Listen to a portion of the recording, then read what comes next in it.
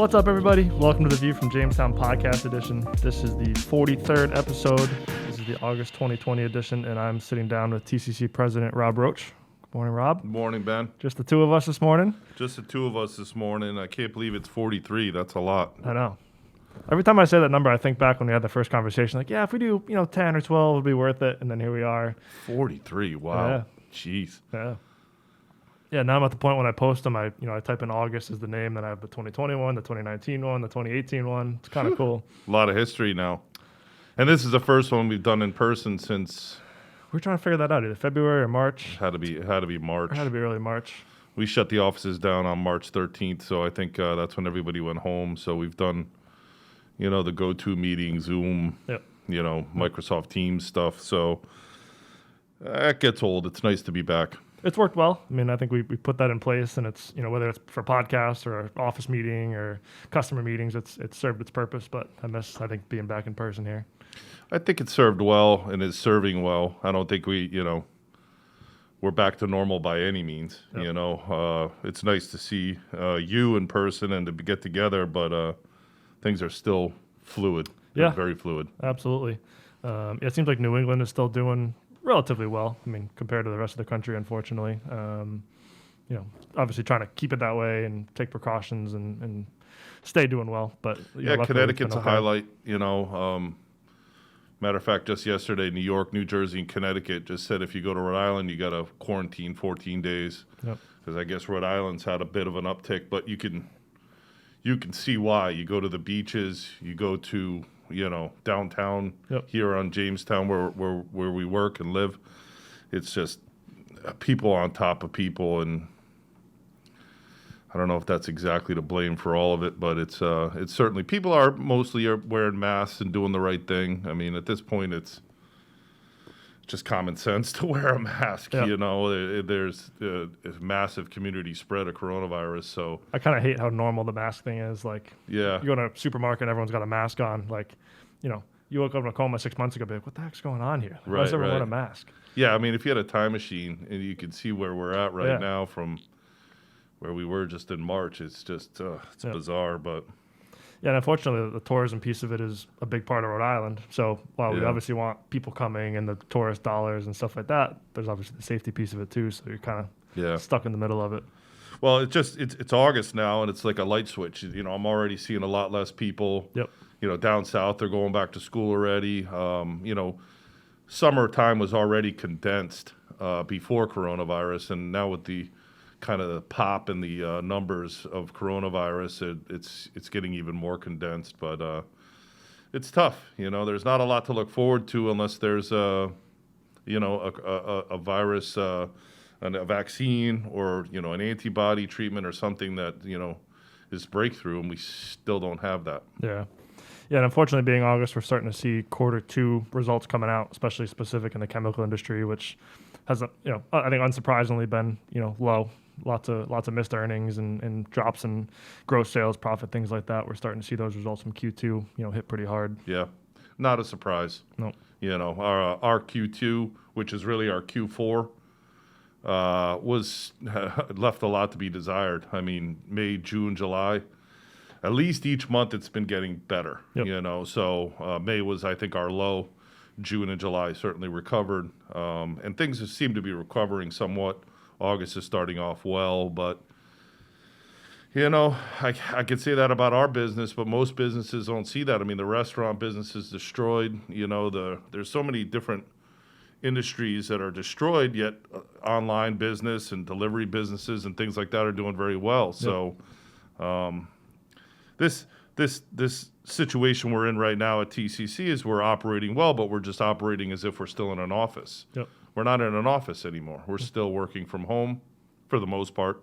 I'm here every day. You're here every day. A few people are in. Yep. Yeah, it continues to be a struggle to really reach out to our customers and get any sort of sales sort of discussions going. As much as we use GoTo, Zoom, Microsoft Teams, it's not the same as being on a plane out in person and visiting with our customers and, helping them with new technology and new chemistry, and that's what we want to be doing. So hopefully that'll come back soon. I never thought I'd miss airport lounges and miss connections so much. I mean, it's weird.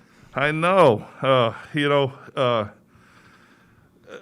Plane travel was already stressful. Yeah. Just think about where it's going to be now. I mean, we were talking about it last night. I mean, they were saying that this new world we're going to be in, when and if there is a vaccine, you're going to have a vaccine in order to travel.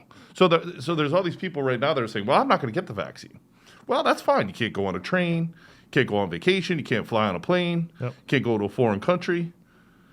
And then once they give you the vaccine, they said they're going to give you a card. Well, I mean, like I think about like the future and how things have been represented in movies and things like that. They're probably just going to have a chip and they're going to scan it. They're going to say, yep, you're coronavirus free. Yep. This is all coming to reality, what we saw as a future. Yep. The control that the government's going to have. It's bizarre, man. It's That bizarre. absolutely is.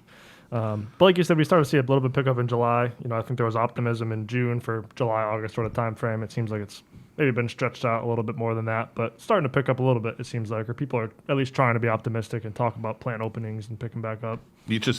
You watch the stock market, you watch our business, you watch the order flow. It's peaks and valleys, man. Yep.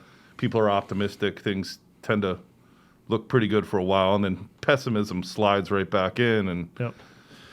I think that's how we all feel personally, and that's how the business is going. I mean, it's we need a concise plan.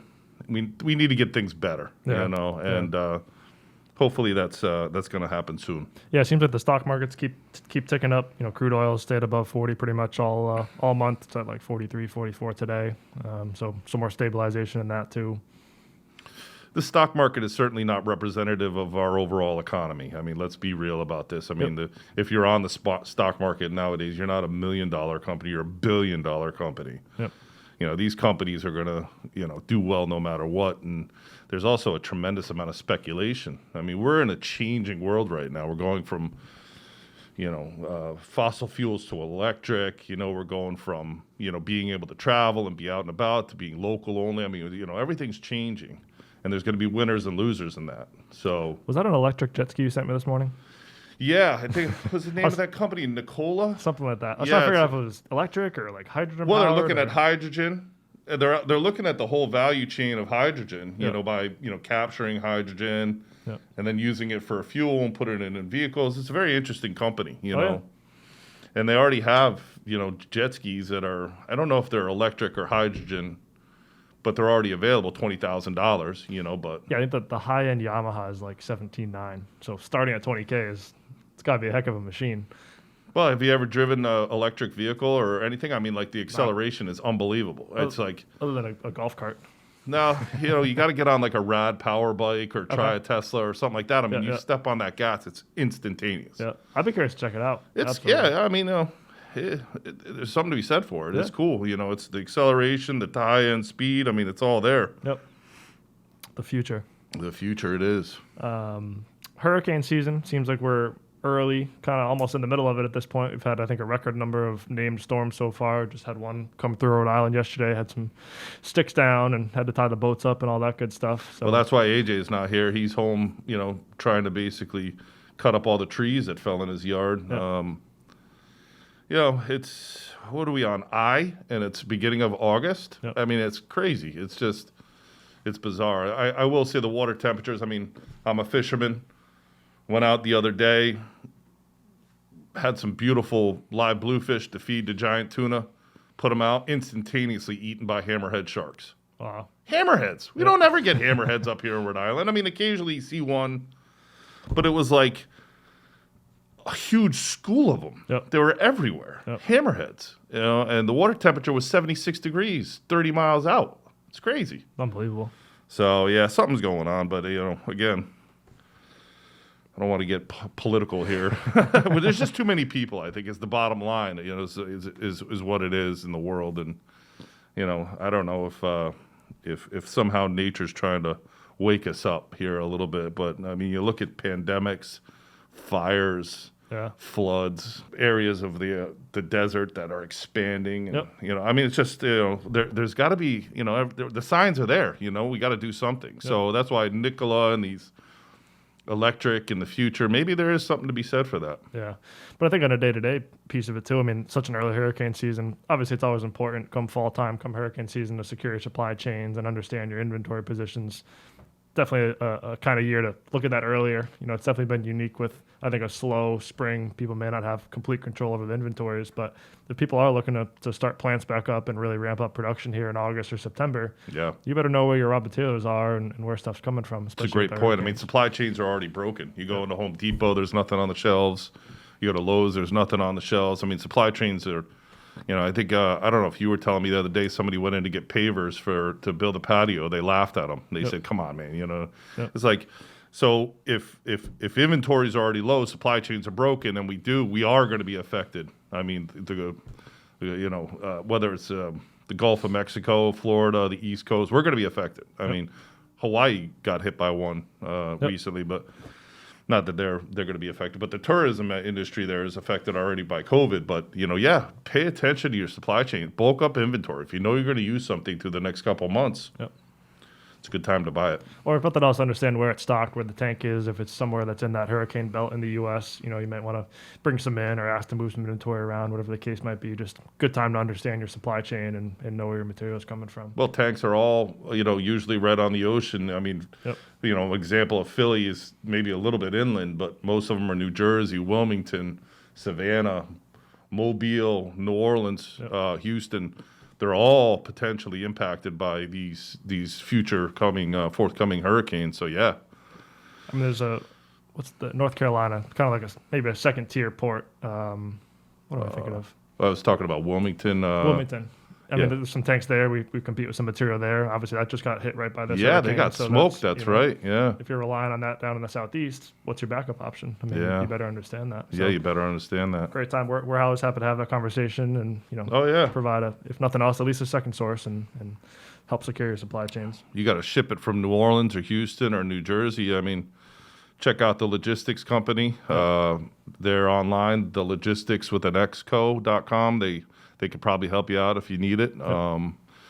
Pay attention to your source of supply and also make sure you got a good 3PL partner.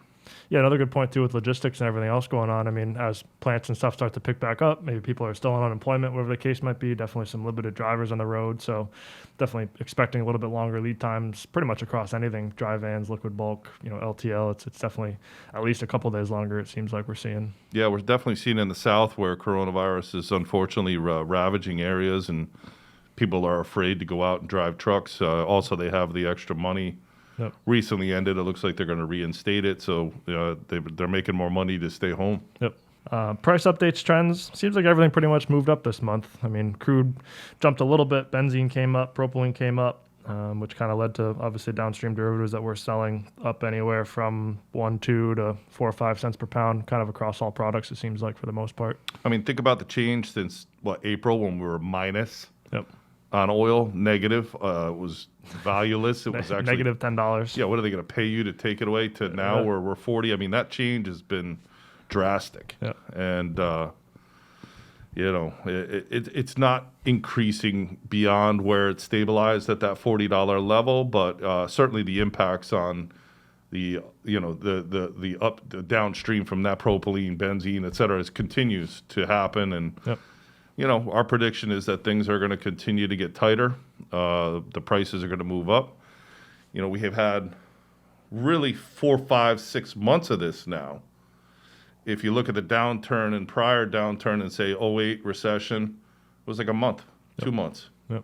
The rationalization is coming. The supply chains are broken. It's a very important time to have good supply partners. Yeah, absolutely.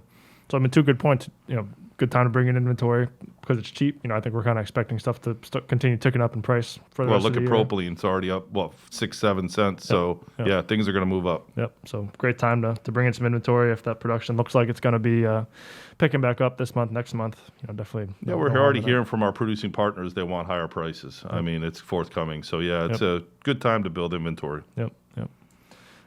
New products, featured products. I think the biggest thing we're still talking about really is those sanitizing products. It's kind of switched from companies pivoting to make sanitizer for first responders to now companies looking at having to sanitize their own plants. I mean, anyone that's got teams of whatever it is, 10, 30, 50, 100 guys working in their plant on shifts. I mean, they need to be sanitizing in between and cleaning break rooms and stuff like that. So I think we've seen an uptick in, companies themselves looking for internal demand for things like IPA, ethanol, whether they're trying to produce their own sanitizing products or maybe looking for some pre-blends. So definitely something where it's the demand has dropped a little bit since, May and June, but it's something we're still talking about and happy to provide.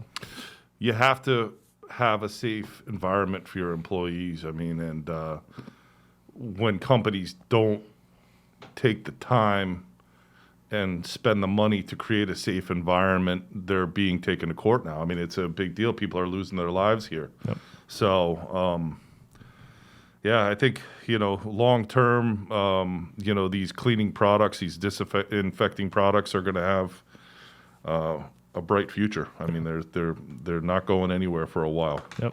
And you look around this room, we got all the masks on. We got a pile of those sanitizing cubes for desktops out in the hallway. Yeah. So, and only us here in the building. I mean, that's, we're trying to create separation. We're wearing our masks. I mean, that's the least you can do. I mean, I don't even know why there's a debate over wearing masks. Like, why is there even a debate?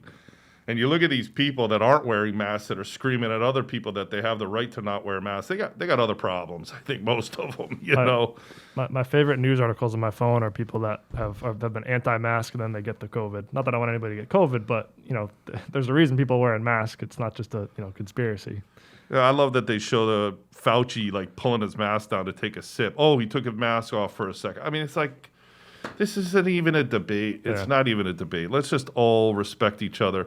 That's the thing is, like, I think I've said it before, but the masks are nothing new in Japan and China and Korea. It's nothing new. What you do is you get up in the morning. I got a little sniffle. I don't want to give it to my fellow brother. I put the damn mask on. Yeah. That was before coronavirus. I mean, you go over to Japan. Everywhere you go, you see people, 1 in 10 have a mask on. Maybe they have allergies. Maybe they got something else, but they don't want to give it to everybody else, so they respectfully wear a mask. It's not you're being a goat or a sheep. It's you're being respectful. Yep. My prediction is someone comes out with a company that makes some kind of like cool, innovative, like these are kind of hot. I mean, Zach's got the one that's got a little filter on it. He's got the buff on. We need something that's like super lightweight. Maybe it's clear so you can still see your mouth moving. That you can wear all day. There's going to be some innovation in mask technology, which is never something I ever thought I would say. But that's the one bright point that might come out of this is all the innovation. Yeah. I mean, just think about the fact that at some point we're probably just going to have an app on our phone. We'll be able to just check if we have coronavirus. I mean, it's amazing when you think about how healthcare has been destroyed, and now it's the most important topic. Yep. It's like, we just need to pay attention to things that matters: education, healthcare, jobs, opportunity, innovation. Yep. These are the things that matter. And that trickles down to, I spent a lot of time with the Plastics Industry Association and NPE conference and all this other stuff that they do and talking about how to change the view of like PVC and plastics in the market, and obviously had this kind of negative connotation late last year. Now all of a sudden it's big, important. Everyone's looking at it. Everyone needs plastic products. It's kind of done a complete 180 overnight, which, it's unfortunate. But we still got the plastics problem about recycling and reuse and all that sort of stuff. Yep. That hasn't gone anywhere. But the innovation that is plastic has created a better life for all of us. Yeah. And a healthier life for all of us. So, again, there's a balance. Yep. Everybody wants to see things one-sided right now, which is part of the problem. We're divided. Yep. Nobody's right. And if you and I have different political interests, we could still be friends. Yep. Everybody sees things differently. What has happened here, Yep. It's not a political issue to wear a mask. It's just not. But I think it's an important time and a bright spot kind of for the chemical industry too. They're going to be, we're going to be on kind of the front lines of helping everyone be safe in the future, and mask technology and barriers on planes, whatever the case is. That all comes up to super exciting stuff. Yeah, I agree. I think it's the innovation is going to be it's going to be awesome to see in the coming years. But Absolutely. One small bright spot out of this horrible pandemic. Yep. Our new shortest section on the podcast: events, conferences, and trade shows. There's nothing to talk about, unfortunately. We're still monitoring, the rest of this year. Have been some good virtual conferences and stuff like that have come up, which has been fun to attend. A little bit of a change of pace from just the Zoom meetings and emails. So shout out to those trade shows that have been able to pivot and do an online show, which has been nice, and keeping an eye on shows for next year. And obviously no one knows what the world's going to look like this time next year for some of the big shows in the spring. So I think for us, we're hopeful we can attend every event that's forthcoming, but we don't know. At this point, as a company, we're not traveling on planes. We're not staying in hotel rooms. The pandemic has crippled our ability to market, promote, grow our customer base to some extent. So we really need something to change. I'm looking forward to it. Me too. Wrapping things up, some inside news. I think we mentioned it last time. I think we had Javi on. I think that was pre-baby. Was that pre-baby last time? Yeah, must have been. Yeah. Well, it was only like a week and a half ago that Joaquin was born. So 7 pounds even. Angela, who works here in the office, and Javier Fernandez, congratulations. Beautiful baby boy. Sent a picture the other day. I mean, Angela looks gorgeous. The baby is, despite Javi being the father, he's just so cute. But and it's Javi's baby. You can tell he's got Javi's face. I mean, I see his father. You know, have you met his father? I see his father, and they say that when babies are born, they usually look like the grandfather. Yeah. So the grandfather won't eat them. So interesting. Yeah, nature's crazy, but. Yep. But yeah, no, I think he's a gorgeous baby, and really excited for them. And there's been a lot of cool things that have happened lately. I mean, we've got several employees that have bought new houses, which is really cool. You're looking at buying a new house. The real estate market it's insane. It's insane. It's popping off right now, which makes me concerned, honestly. I mean, when was the last time that the banks were giving money like this? That people were overbidding houses, that there was no inventory. When was the last time that happened? You got a yin and a yang. You got a reaction to that. Keep an eye on that. You know what I mean? If it's that hot and heavy. But you got people moving out of the city, Boston, New York. Everybody's pouring out of the city. Can't use mass transit without getting the virus. You work from home. Everybody's working from home. I mean, look at us. As a parent, the school is now asking me to make decisions about something that could be life and death for my child. Do I send my child back to school? Or do I continue this awful homeschool stuff? We're all stressed out, man. There's a reason why I got these bags under my eyes. It's like I can't stop thinking about this stuff. And it's like everybody around the world is having to make these vital decisions daily. It's not black and white, It's not black and white. But Yeah. Anyway, back to Joaquin. He's a beautiful baby. Really happy for them. Couldn't be happier for them. And can't wait to meet him. And I think normal circumstances, we've all been at the hospital waiting for him and everything like that. But obviously, haven't been able to meet him yet with everything going on. I wonder if the cat's getting neglected. It has to be. Has to be. We'll have a follow-up for anyone that's watching on the next one with Javi and see what the cat feels about the baby situation. I feel bad for the cat. It's probably getting somewhat neglected right now. Well, I sent you that video of the cat sniffing the baby. I was waiting for the cat to just whack him. And I was like, just get that feline away from that baby. I mean, come on. But yeah, congratulations again. Can't wait to meet him, and look forward to having Javi back here soon and Angela as well. Yeah, same. Can't wait. But as always, thank you for listening. Glad that we're back in person here. Appreciate anyone that's been following along on the GoToMeeting versions of our video. As fun as GoToMeeting is, it's much nicer being in person. I'm sure these guys have a little more fun editing in-person video than our GoToMeeting. So appreciate you listening, whether you're on the audio version, the video version, however you found us, social media, SoundCloud, emails, you name it. Appreciate you following along. Thank you for sitting down this morning, Rob. Thank you, Ben. Good to talk to you, and we will see you guys next month. Thanks. Thank you.